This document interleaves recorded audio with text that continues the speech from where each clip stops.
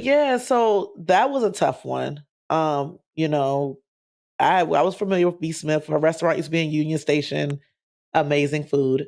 Oh, Um, but you know, unfortunately, when she first joined the channel, she was at the beginning stages of Alzheimer's. What was that like for you in bringing her on? Were you aware? And like, what was that like kind of seeing the slow decline? Because we kind of watched it play out a little bit on the show. yeah. So that's one that always sticks in me in the back of my head a lot of just like the what ifs. Because I was not as involved in bringing that show on as I would have liked to be. So this was like the first big show that we brought over. Like we had, BJ and I taking over the channel. Like, we're going to freshen things up. And so we're going to get, one big star to join the stars that we already have.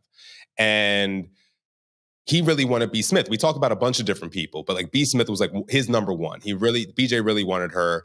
And it wasn't just to do like recipes. Like it really was going to be like, yes, you're going to get recipes and stuff, but she's going to bring in her celebrity friends. They're going to talk about what they're doing in activism spaces and what they're doing here. And so it's going to be lifestyle, but we're going to, through this woman who has built this incredible brand through modeling, through food, we're going to utilize that to be able to have these in-depth conversations with folks in different backgrounds. And so like, though I wasn't part of the bringing her on and it wasn't necessarily my idea, I did believe in it being a great addition for the channel.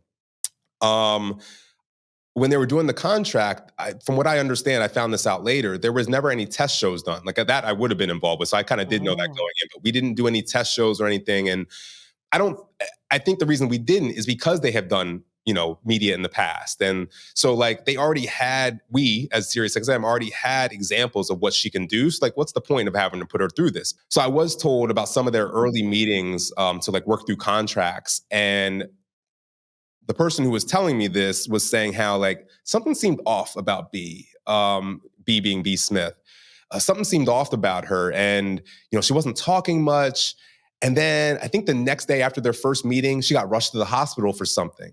But there was never any divulgence, I think, of like what happened. Again, these are personal things, so not like anybody has to divulge anything, but there were just some early warning signs that something was a little off. And so contracts eventually got signed and we started recording the show. And early on, like she was having a tough time talking. It just started with her stumbling a lot. Then it became her forgetting lines, even though literally the paper's right in front of her. And actually, that was another thing. We started fully writing out scripts for her. And I say we, Lisa and Steve, who used to work on that show, who, kudos to them. They did a lot of work to try to make things work there. Steve Gonzalez and Lisa Montaneo. But they'd literally write up these full scripts for her, and she couldn't even get through that. And like, that's when we started to fully put together the dots. I happen to actually work in the same office as Dr. Radio. And so I was kind of asking them, like, what are these kind of, and so they had mentioned, dementia, Alzheimer's, like these are potential signs of that. And then I think Dan and B finally either figured out or had, maybe received some similar information that this could be Alzheimer's. So now there was some internal conversation that, this could be a thing. And yeah, at that point, we're already under contract with her. And so like, we don't want to, and she had 3 hours a day. That was the other tough thing. Like we had 3 hours to fill and she's having trouble just getting through 5 minutes.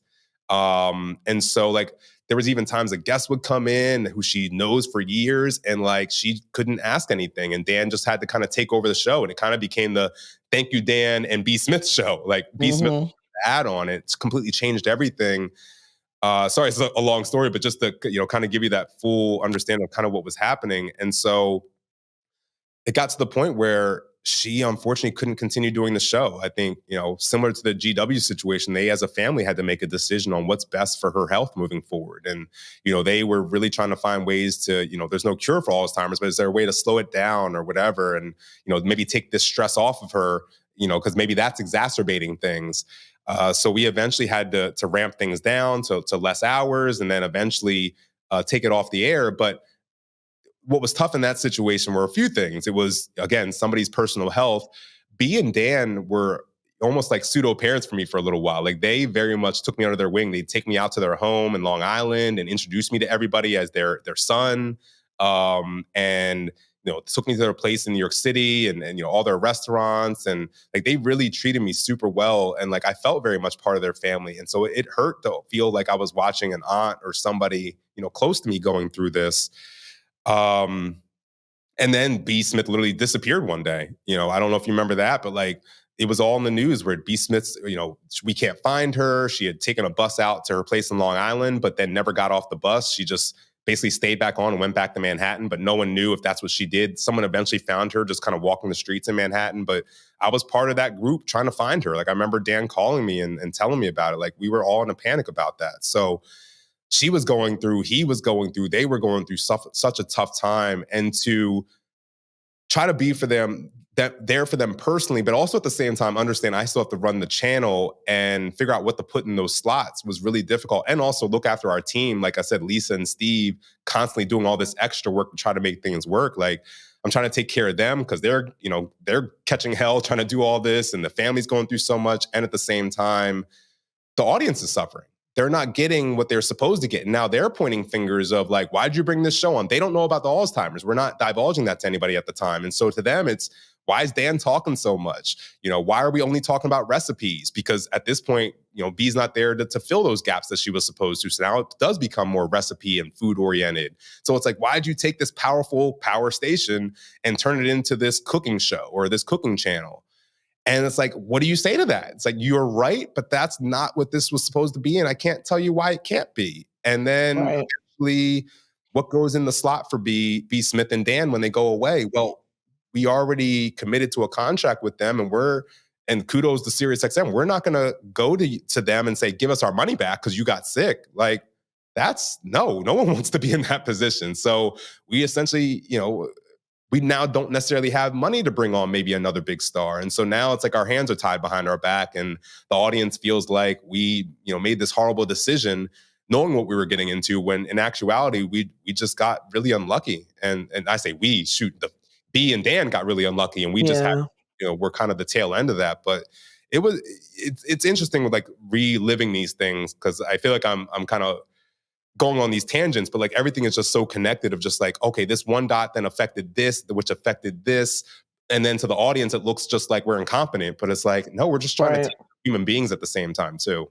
No, I think it's good that you kind of go deep into it, like even just kind of listening to you talk. Like I didn't know you had such a personal relationship with them either.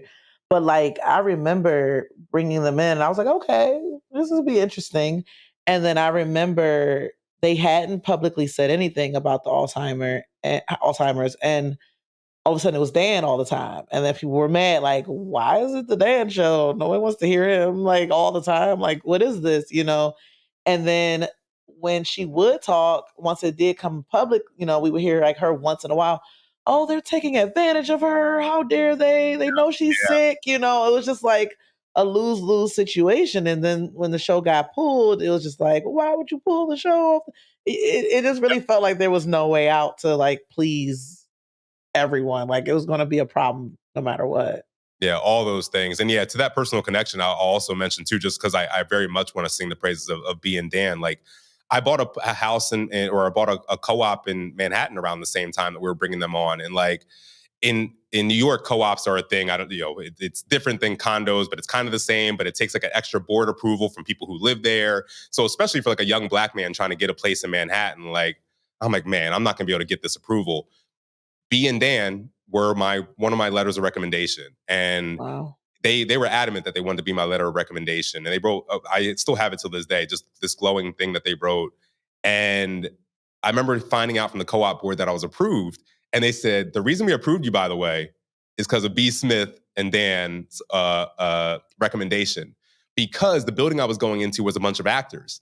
And the restaurant that B. Smith used to have here in New York City was on Restaurant Row, which is right next to Broadway and all the shows and stuff. So they would a lot of times go have drinks at B. Smith. So like all the people in my building, these different actors and stuff would go over to B. Smith's to have dinner or have drinks. And B and Dan would always walk around and introduce themselves to everybody and talk to everybody. They were just super genuine in that way.